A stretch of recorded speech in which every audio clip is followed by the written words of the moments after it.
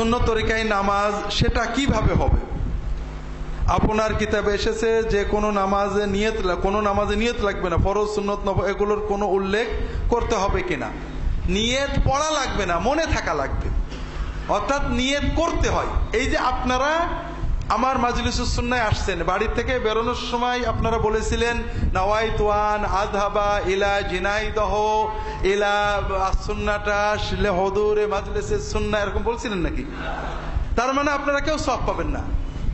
হাদিস শরীফে আসছে কেউ যদি বাড়ির থেকে ইলম শেখার নিয়তে কোথাও বেরোয়, বাড়ি থেকে যাওয়া এবং আসা পর্যন্ত পুরোটা জিহাদের সওয়াব পাবে। আপনারা তো পাবেন না, আপনারা তো নিয়ত পড়েননি। আসলে নিয়ত মানে যে চিন্তা, যে উদ্দেশ্যে বাড়ি থেকে বেরিয়েছেন। নামাজের সময় অবশ্যই নিয়ত লাগবে, মনের ভিতরে থাকবে কোন ওয়াক্তে নামাজ পড়ছি, কি জন্য পড়ছি, আল্লাহর ভয়ে, এগুলো মনে থাকবে। ফরজ সুন্নত এটা মনে থাকে।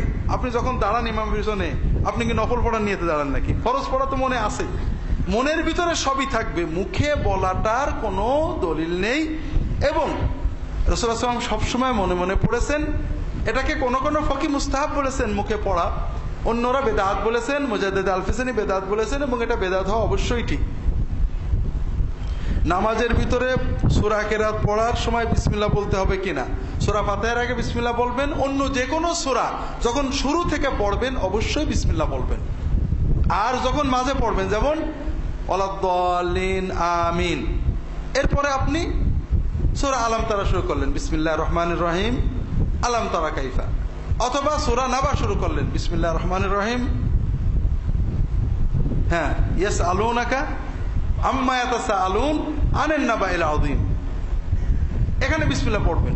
আর যদি সূরার মাঝখান থেকে শুরু করেন ওয়ালাদ-দাল্লিন আমিন কুলিল্লাহুম্মা মালিকাল মুলক, সূরা শুরু না মাঝখানে, তখন আর বিসমিল্লাহ পড়বেন না, না পড়ে চলে যাবেন। আউযুবিল্লাহ সূরা ফাতিহার আগে পড়লেই হবে। নামাজের ভিতর হ্যাঁ সমবেতভাবে জিকির করা যাবে কিনা, আর জিকির শেষে সালাম পড়া যাবে কিনা? সমবেতভাবে জিকির করবেন কেন? উদ্দেশ্যটা কি? হ্যাঁ বলেন। জি, জিকির কার জন্য করছেন? যদি আপনি মনে মনে বা একা একা যার যার মতো সুবহানাল্লাহ সুবহানাল্লাহ, আল্লাহ তো শুনতে পাবেন না, পাবেন, সওয়াব তো দেবেন না, দেবেন। তাহলে সমবেত হলে বেশি সওয়াব হবে, এই তো। হ্যাঁ, তাহলে দলিল লাগবে। রাসূলুল্লাহ সাল্লাল্লাহু আলাইহি ওয়াসাল্লাম সাহাবীরা কখনোই সমবেত ভাবে মানে সমস্বরে ইবাদত জিকির করেননি।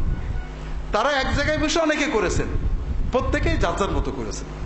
এখন যদি মনে করেন নবীজির তরিকায় সওয়াব কম হবে, সাহাবীদের সওয়াব কম হতো, আপনার আরো দরকার, তাহলে সেটা আপনার ব্যাপার। আমি মনে করি সাহাবীদের তরিকাতেই কামাল, আমরা ওই জায়গায় যাইতে পারছি না, তার বেশিটা করবো কি?